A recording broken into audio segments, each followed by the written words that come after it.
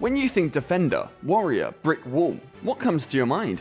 Ask any Man United fan, and you more often than not hear the name Nemanja Vidic. He came in and stole the hearts of every Man United fan, and he made them love him even more with each tackle. So, just how good was Nemanja Vidic? Let's dive right into it. Nemanja Vidic is best known as the powerful defender who won various Premier League titles with Rio Ferdinand at Manchester United, but he wasn't always the physical centre-back we all remember. Midway through the 2005-2006 season, United paid Spartak Moscow £7 million to bring in Vidic, then 24 years old. Vidic made his debut in the first half of the season, but quickly established himself as an unstoppable force at the back. The Serbian international won the Premier League 5 times and the Champions League once for good measure. He was also frequently included in the PFA Team of the Year. Both teammates and opponents have praised Vidic for his qualities, describing him as the kind of teammate any player would want by their side. Paul Scholes and Ryan Giggs are just two of the legendary Man United players to have done so over the years. It took Vidic some time to develop into the player we now know and love, with a 4-3 loss to Blackburn Rovers demonstrating just how much work he would have to put in if he wanted to succeed, particularly physically in the English Premier League. Paul Scholes claims that he was skinny and easy to knock off the ball. He received a beating in his first few weeks at the club, just like Patrice Evra, who arrived in the same transfer window. Vidic's development was a credit to the player's own hard work. As Paul Scholes noted, for the next year, every time I came by the gym, I saw Nemanja lifting weights. He developed into a large, robust centre-half, capable of swatting strikers out of the way.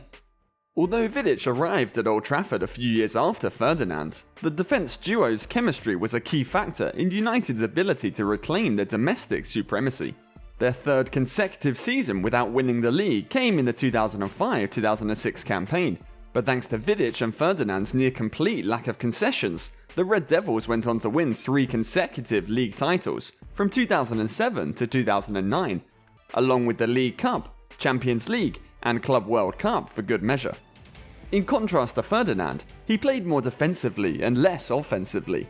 You won't see him trying to play out from the back or carry the ball forward. His Manchester United teammates commended him for his strong defensive approach, and throughout his career, he earned high media accolades for his bravery on the field. As a result, he gained cult status among United supporters and was frequently compared with Steve Bruce, a former defender for Manchester United who possessed comparable traits. Vidic, who was primarily a centre defender, could also occasionally play as a makeshift right-back, as he did when he took O'Shea's place in the 2009 League Cup final. He could also occasionally play in a 3-man defensive line, but his preferred position was as a centre defensive partner in a back 4. Even at the end of his career, pace remained his worst shortcoming, but his superior positioning and decision-making made up for it. He was a Serb who stood 6 foot 3 inches tall and was arguably the best centre-back in the world during his time. However, he only played 491 games and earned 56 international caps as a result of a few serious injuries. He played for 5 different teams, with Manchester United being his most notable stop. There, he formed a legendary relationship with Rio Ferdinand that has never been matched. Red Star Belgrade's youth system helped the Serb break into the first team at the age of 18. Although he spent his first season on loan at Spartak Subotica, he won the Yugoslav Cup with Red Star in 2001-2002 and left them in 2004 after winning the double. He had previously represented his country internationally by this point, having taken part in 3 games for FR Yugoslavia in 2002, followed by stints with Serbia and Montenegro until 2006, and Serbia after that, as the geopolitics of the Balkans stabilized. He was transferred to Spartak Moscow in 2005 for an undisclosed sum, but it was widely assumed that he set a record for defenders in the Russian Premier League.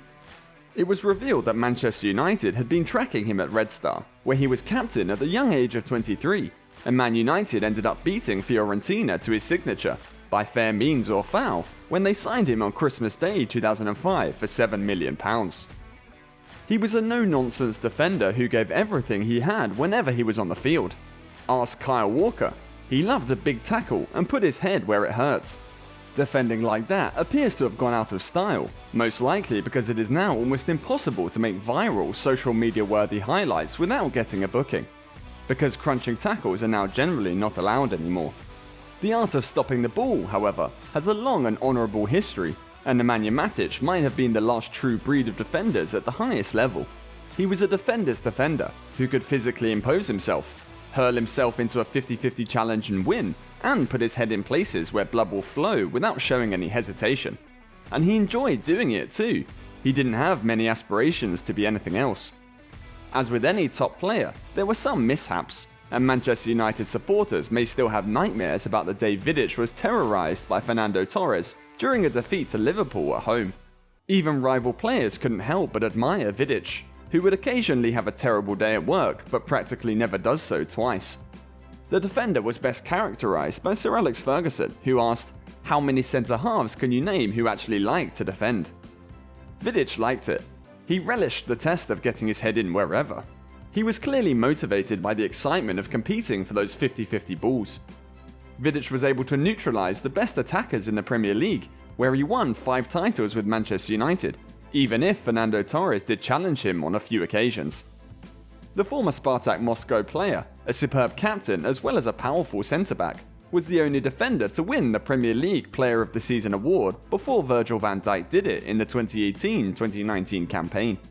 Vidic also has the highest win percentage in Premier League history among central defenders with at least 100 Premier League matches. He was technically the big tough man to Rio's sophisticated ball player, but that was always an oversimplification. Vidic possessed a wide range of ball abilities in addition to being a devastatingly destructive player. His 48 goals demonstrate how dangerous he was, especially at set pieces. For reference, Rio Ferdinand retired with just 13 from over 200 more games to his name. The big man defender was always a hero in the stadium because his use of space, positioning, and off-the-ball tracking was more obvious in the live, widescreen environments. He also has the kind of watery blue eyes, big jaw, and high cheekbones that could have landed him a modelling gig on the runways of the big fashion houses. Football fans all over the world love to watch him win towering headers, rush at a cross ball and head it to the halfway line, chase a striker, pounce, and take him out, just as much as they now enjoy watching exciting attacking play in today's game. Those days, we could argue that much more exciting than a 7-0 thrashing is a tightly defended 0-0. It was an equally important element of the game, but do we see anyone defending like Vidic now? The honest truth is that we don't. Maybe Lisandro Martinez could develop to be as ruthless as Vidic. He's the closest thing to Vidic that we have in modern football. He isn't called the Butcher for nothing. While United strikers received the majority of the credit for the team's success during their days of reign, it was all based on a rock-solid, dependable defence.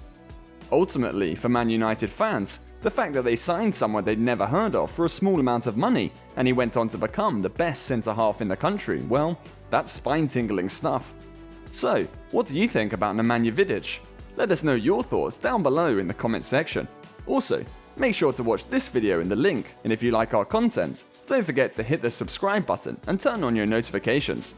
On the screen now should be another good video worth watching, so click on that video and we will see you in the next one.